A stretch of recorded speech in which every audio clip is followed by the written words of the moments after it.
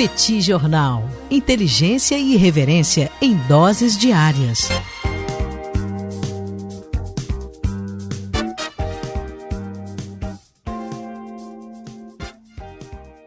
Olá, gente. Bem-vindos, bem-vindas ao Petit Jornal. Esse é o bate-papo número 805. Estamos gravando numa live no YouTube do Petit Jornal. São exatamente 21 horas e 29 minutos da segunda-feira, 24 de fevereiro de 2025. Cá está a dupla de costume, a dupla que você conhece de cor. Tanguy, o Bagdadi, animado, contente, preparado, revigorado, resiliente, retumbante e descansado para mais um episódio do Petit Jornal. E Daniel Souza, que é esse que vos fala. Ao longo dos próximos minutos, nós vamos repercutir os principais acontecimentos da política e da economia internacional das últimas horas. E começamos, Tanguy, falando dos 3 anos de guerra entre Rússia e Ucrânia e também do fim da guerra. É isso? Será que teremos o fim da guerra ao longo dos próximos dias? Rapaz, Daniel Souza, boa noite para você. Prazer estar aqui mais uma vez. Vamos lá para esse bate-papo 805, Daniel. Dá aqui as boas-vindas para o pessoal que nos acompanha no YouTube, né? Pessoal que nos acompanha ao vivo aqui no chat e também pessoal que nos acompanha na versão gravada, né? Quando a gente joga esse episódio lá no Spotify, em qualquer aplicativo da sua preferência. E, Daniel, a gente teve hoje, de fato, um dia muito movimentado, não é para menos. A gente tem uma efeméride importantíssima hoje, que são os 3 anos da guerra, né? Sempre lembrando que no dia 24 de fevereiro de 2022, iniciou-se a invasão russa à Ucrânia, que a Rússia chama até hoje, Daniel, de Operação Militar Especial. A gente teve hoje, Daniel, um dia cheio de significados, né? Um dia cheio de movimentações, e eu queria dividir essa minha fala aqui, Daniel, em algumas partes, né? A primeira delas é que a Ucrânia realizou em Kiev um evento, Daniel, que vem acontecendo todos os anos, né? Desde o início da guerra, que foi um evento no qual foram convidados os principais aliados da Ucrânia, né? Então, líderes europeus, principalmente, visitaram Kiev para marcar esses 3 dias da invasão russa. O Trudeau, né, o primeiro-ministro canadense, esteve lá também.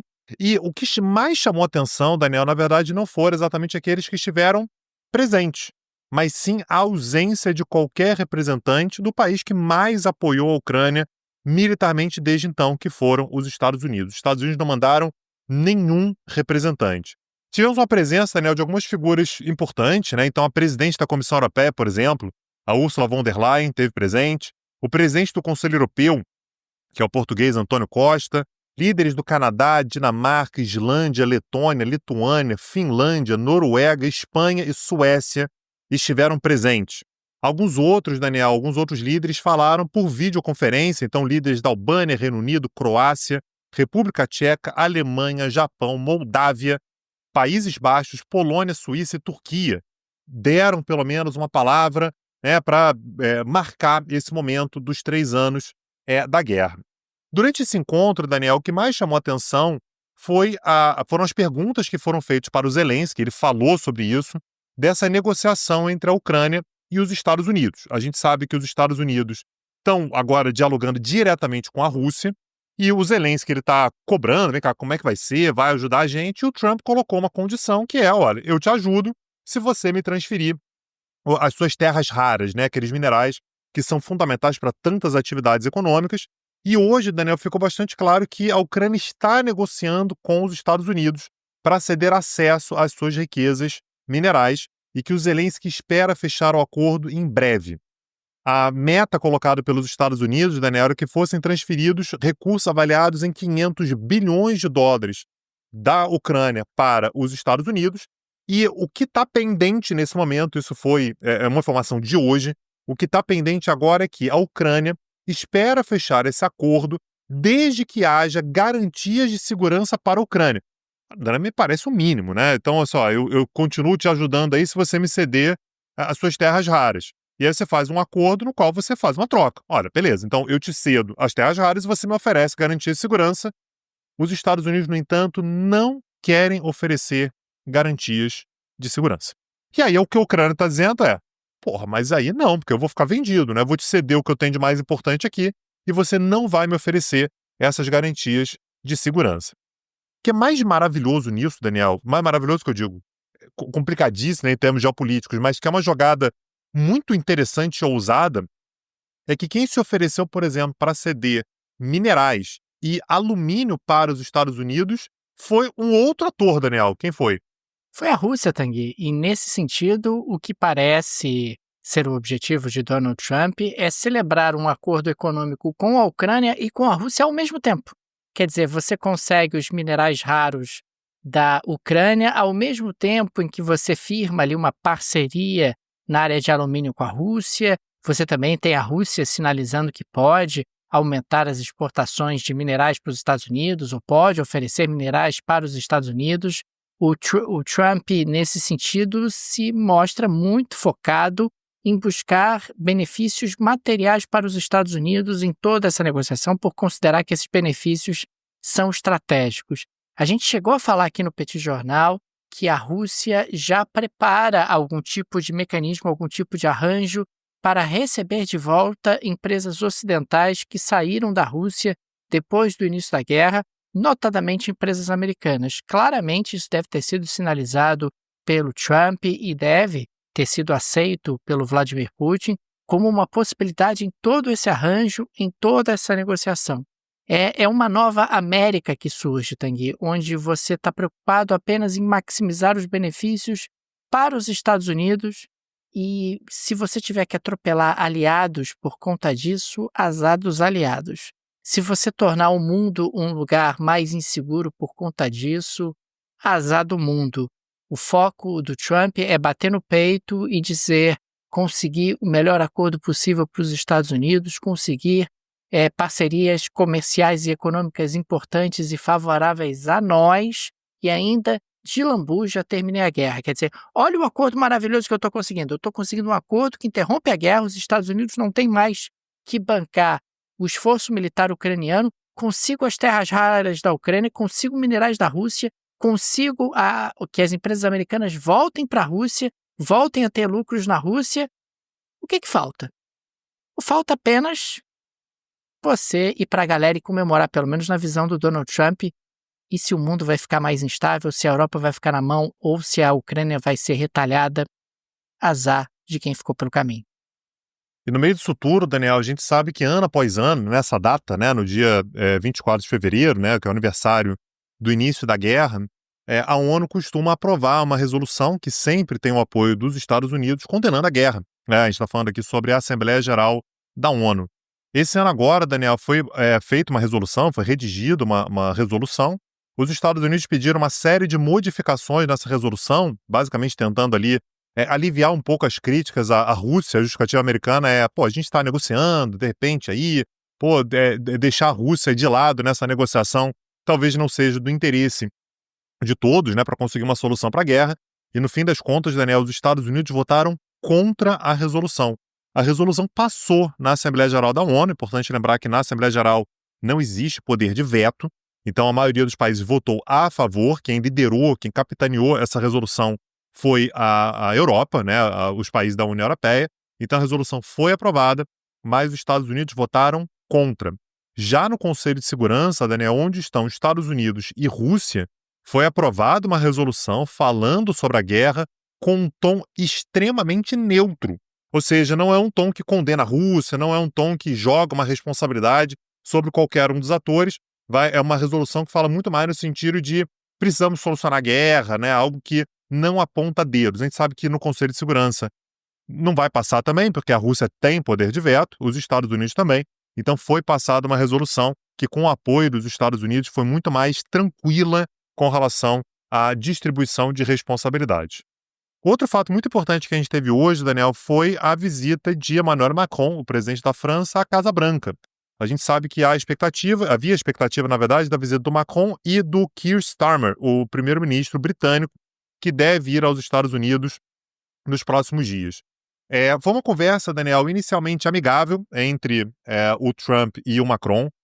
A gente tem um histórico curioso desses dois, né? Porque eles têm uma relação que é boa, mas em alguns momentos eles trocam farpas, né? Um vídeo que eu adoro dos dois, fica aí a recomendação, é do aperto de mãos, né? Aparentemente o Macron foi no primeiro mandato do Trump, foi encontrar com o Trump e chegou à conclusão de que não podia soltar a mão do Trump, que tinha que apertar a mão mais forte. E aí é ridículo, né? Porque você tem o Trump tentando soltar a mão do Macron e o Macron segurando firme. Então, os dois têm um histórico curioso de relações. E aí, Daniel, chegou um determinado momento em que o Trump começou a falar com a imprensa e o Macron o interrompeu para corrigir determinadas informações. Então, o Trump começou a dizer para a imprensa, tá? Só para entenderem, a Europa está emprestando dinheiro para a Ucrânia. Eles vão receber o dinheiro de volta. O que ele estava querendo dizer, olha, a Europa não está dando dinheiro para a Ucrânia, a Europa está emprestando e esse dinheiro vai ter que ser devolvido. E nessa hora, Daniel, Macron pegou a palavra, interrompeu o Trump e disse, não, na verdade, nós pagamos 60% do esforço total. Foi como os Estados Unidos. Demos empréstimos, garantias e subsídios. Ou seja, o que ele quis dizer, olha, beleza, uma parte a Ucrânia vai ter que devolver, mas uma parte a gente está dando, né? É de fato um financiamento da guerra na Ucrânia. O Trump deu uma diminuída, falou assim, bom, se você acredita nisso, então por mim tudo bem, eles recuperam o dinheiro e nós não, e agora nós vamos recuperar. Ele está falando isso exatamente fazendo uma referência à ideia de que agora os Estados Unidos vão receber as terras raras, isso seria como se fosse uma remuneração de todo o apoio que os Estados Unidos ofereceram. Apesar de, a gente já vem falando isso aqui ao longo das últimas semanas, aquilo que o Trump está pedindo é muito mais do que os Estados Unidos ofereceram na prática para a Ucrânia. Por isso que a Ucrânia está pedindo agora garantia de segurança, e é beleza, né? Se você me oferecer garantia de segurança, a coisa pode funcionar. E outra coisa que foi discutida também entre o Macron e o Trump hoje, Daniel, foi um pedido do Macron, do presidente francês, para que os Estados Unidos dessem apoio caso os europeus levassem tropas para a Ucrânia. A gente sabe que o Putin já disse que, olha, se isso acontecer, vai ser uma declaração de guerra. O que o Macron está dizendo é, se os Estados Unidos entrarem na jogada, a coisa de repente equilibra. E o Trump, aí, isso é engraçado, né? O Trump chegou a dizer que, olha, eu acho que o Putin vai aceitar muito bem, viu? Eu acho que o Putin vai ficar de boa, é tipo, falar com ele. Vou conversar, de repente a gente vê aí se a coisa não pode acontecer.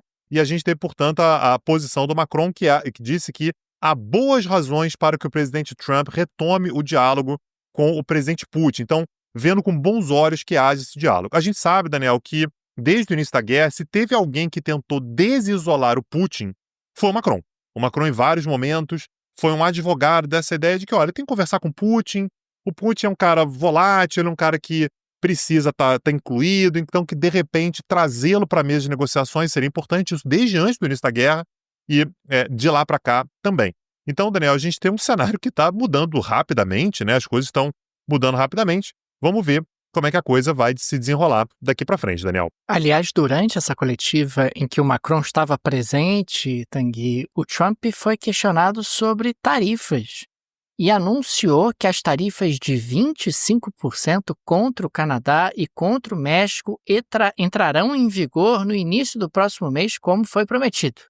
É importante destacar que o Trump chegou a sinalizar essas tarifas e depois voltou atrás, destacando que as tarifas estariam suspensas por um mês, e agora ele está dizendo que as tarifas depois de um mês efetivamente vão entrar em vigor, né? Mais especificamente no dia 4 de março. E foi interessante porque a presidente do México, né, a Claudia Sheinbaum, sinalizou, Tanguy, que pode eventualmente colocar tarifas nos produtos chineses para evitar essas tarifas que estão sendo sugeridas pelo Trump contra produtos mexicanos. Qual é a lógica aqui? Uma reclamação muito recorrente do Trump é que produtos chineses entram no México e do México vão para os Estados Unidos. Muitas vezes você tem ali uma camada adicional sobre aquele produto, aí oficialmente virou outro produto, e você acaba reexportando um produto chinês para os Estados Unidos. E a Claudia Sheinbaum já sinaliza ali para o Trump, olha, se for esse o problema, se você está preocupado com a China, se você está preocupado com o fato do México ser utilizado ali como passagem dos produtos chineses em direção aos Estados Unidos, estou disposta a conversar. Estou disposta a negociar e estou disposta a, eventualmente, colocar tarifas sobre os produtos chineses para evitar que os produtos mexicanos sejam tarifados pelos americanos. É sempre importante destacar que o México envia mais de 80% das suas exportações para os Estados Unidos. É importante também destacar que os Estados Unidos têm com o México o terceiro do maior déficit comercial. O primeiro é com a China, o segundo é com a União Europeia, e aí a gente está falando de um coletivo de países, e o terceiro é com o México. Ou seja, o Trump fica muito incomodado com o déficit comercial que os Estados Unidos têm com o México, e isso acaba sendo um elemento que o impulsiona a levar adiante essas tarifas de 25% sobre as quais ele tanto fala. A ver se o Trump vai efetivamente levar adiante isso, ou se será, uma vez mais, Trump esticando a corda, tentando conseguir algum tipo de benefício adicional, algum tipo de concessão adicional do México e do Canadá, concessões essas que eventualmente fariam o Trump adiar uma vez mais essas tarifas lá para frente.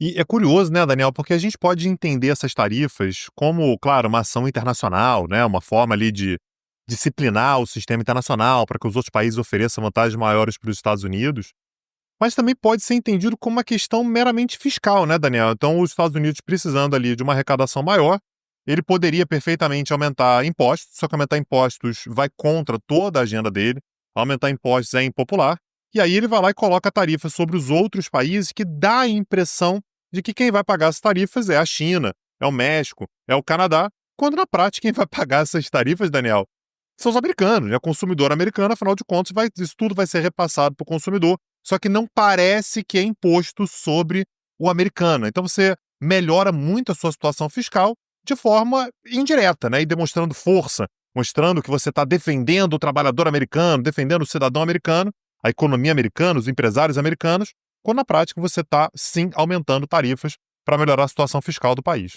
E o Trump tem argumentado o tempo todo, Tanguy, que essas tarifas trazem investimentos para dentro dos Estados Unidos. Ou seja, você não quer pagar tarifas? Não tem problema. Traz a sua fábrica para dentro dos Estados Unidos que você não estará submetido a tarifas. Agora, esse ponto que você colocou é muito importante. Qualquer manual de economia internacional que você abra, tem lá um capítulo falando sobre tarifas de importação.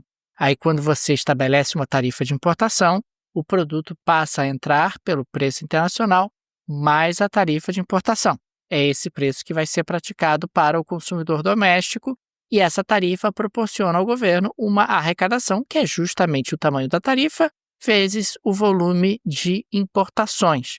E, com isso, o Trump atinge vários objetivos ao mesmo tempo, fortalece a sua imagem ou projeta uma imagem de força, tenta ali forçar empresas a investirem nos Estados Unidos, melhora os resultados comerciais e, ao mesmo tempo, obtém aí uma arrecadação extra de recursos. Ou seja, Daniel, o que a gente está falando é que essa galera toda está fazendo conta 100% do tempo, né? Esse pessoal É verdade. o tempo todo fazendo conta e tal. E se você que está me ouvindo fizer conta, você vai entrar no site da Insider nesse momento. Quer fazer conta, Daniel? Vamos fazer conta comigo? Vamos lá. Presta atenção. Uma camisa da Insider, que é essa aqui que a gente está usando, a Tech T-shirt da Insider, custa ali cerca de R$179, Daniel. E dura 2 anos, pelo menos 2 anos. Aliás, a Insider tem um compromisso, uma garantia de 2 anos contra desbotamento. Se essa camisa for utilizada 2 vezes por semana, você vai usar ao longo desses 2 anos a mesma camisa 104 vezes. Ou seja, 104 vezes por ano. Ou seja, 208 vezes em 2 anos. Beleza? Isso significa, Daniel, que o custo da camisa vai significar 86 centavos por uso. 86 centavos por uso. Vamos fazer uma conta paralela. Você compra uma camisa mais barata.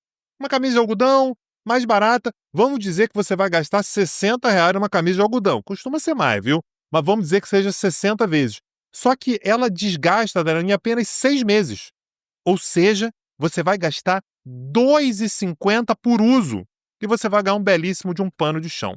Ou seja, Daniel, se fizer conta, você vai comprar a camisa da Insider que não precisa passar, tem alta durabilidade e conforto e você reduz essa necessidade de compras frequentes. A durabilidade, Daniel, os números estão do lado da Insider Store que o link está na descrição desse episódio. Queria apenas registrar a minha admiração pelo esforço do professor Daniel Baghdadi Souza. em Que trazer isso, cara. todas essas contas, em dissecá-las aqui durante o nosso Tudo de cabeça, tá? episódio. Tudo de cabeça.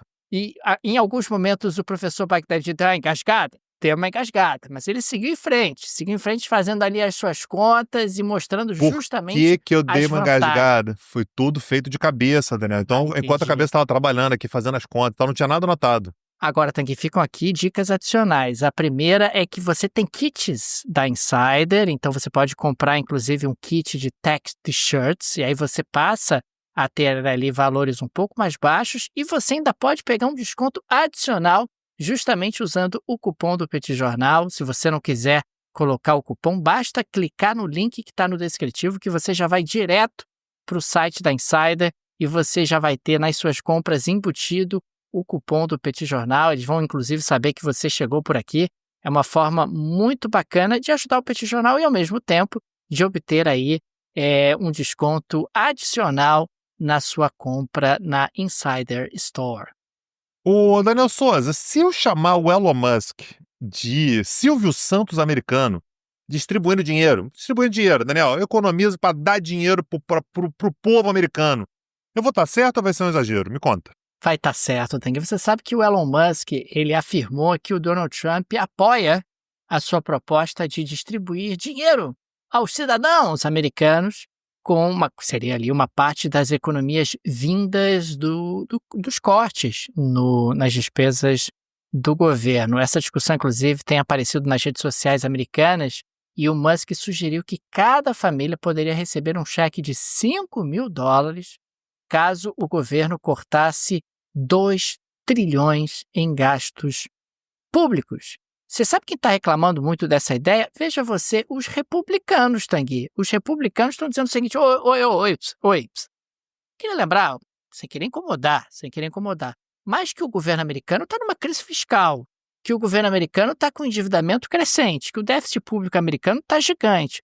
Acho que talvez não seja exatamente uma boa ideia a gente jogar dinheiro avanço dentro de um contexto como esse, né? Mas o Kevin Hassett, do Conselho Econômico Nacional de Trump, minimizou o impacto e disse que a ideia é boa, etc., que pode ser levado adiante, que não haveria nem impacto inflacionário, nem impacto fiscal relevante. Ele claramente olhou o que os chefes estão dizendo, né? Os chefes estão dizendo que a ideia é boa. A ideia é boa.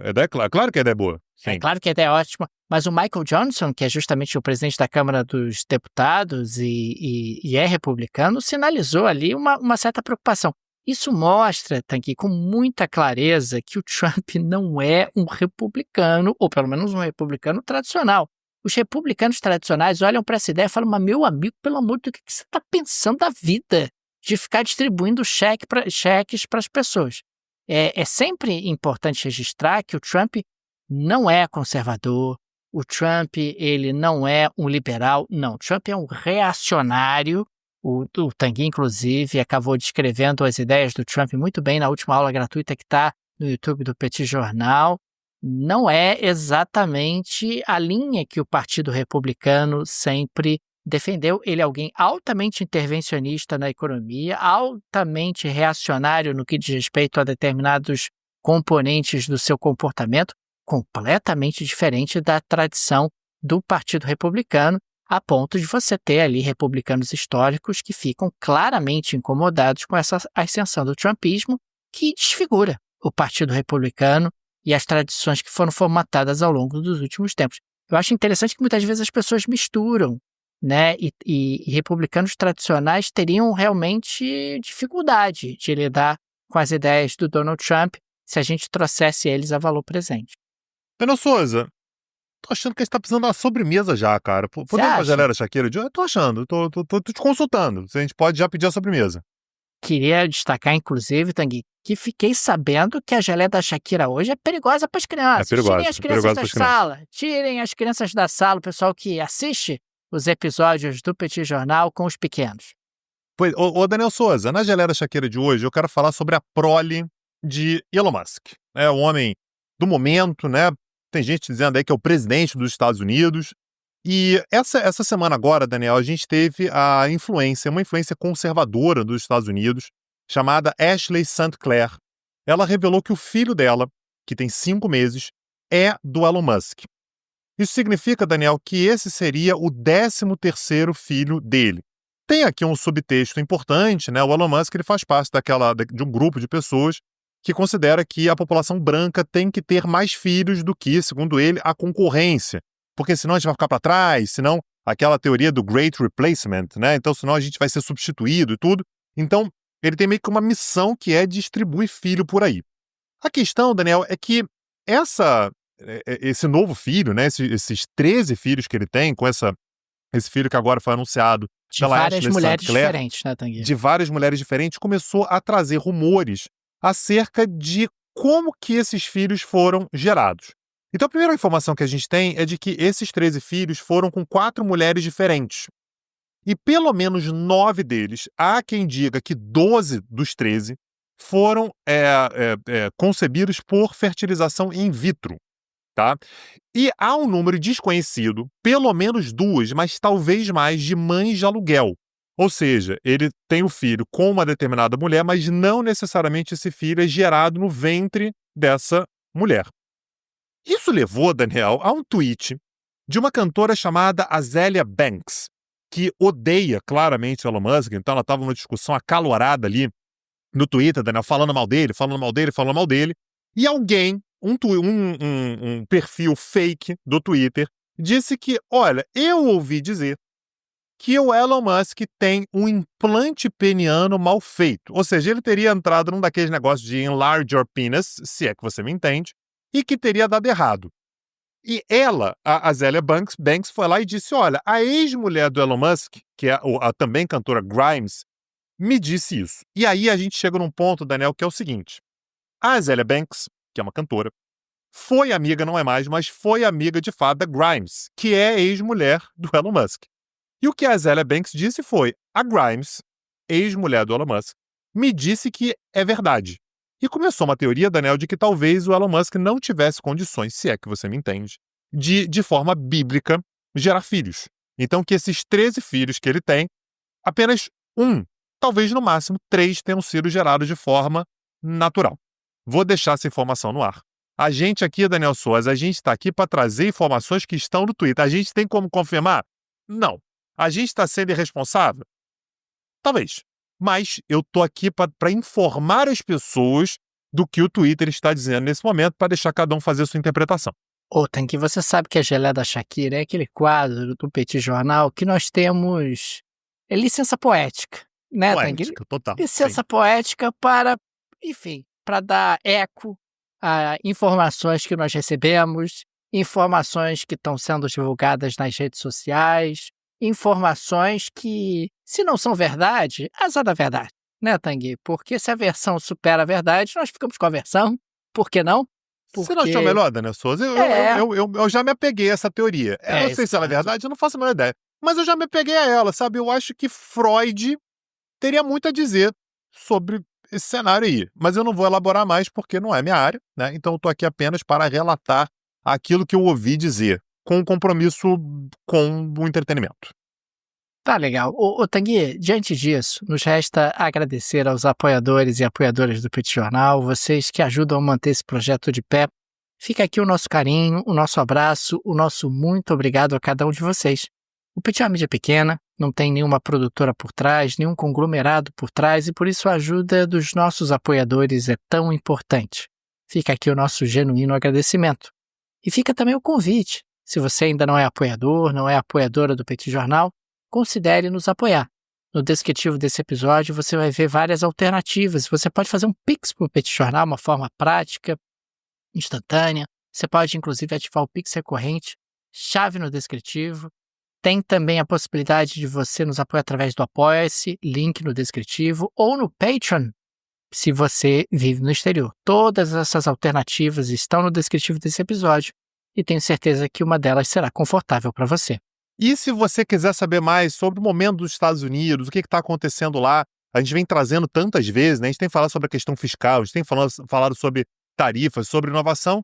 temos um novo curso que vai começar amanhã, nessa terça-feira, dia 25 de fevereiro, sobre os Estados Unidos. Então, se você quiser saber mais sobre esse curso, acessa lá petcursos.com.br. Aproveita e dá uma olhada no catálogo de cursos que a gente já gravou. E você, como aluno do Petit Curso, passa a ter acesso, sim, às aulas ao vivo, mas também a todas as aulas já gravadas. Eu tenho certeza que muitos dos cursos que estão lá gravados estão só esperando por você e que você vai ficar interessado. petcursos.com.br.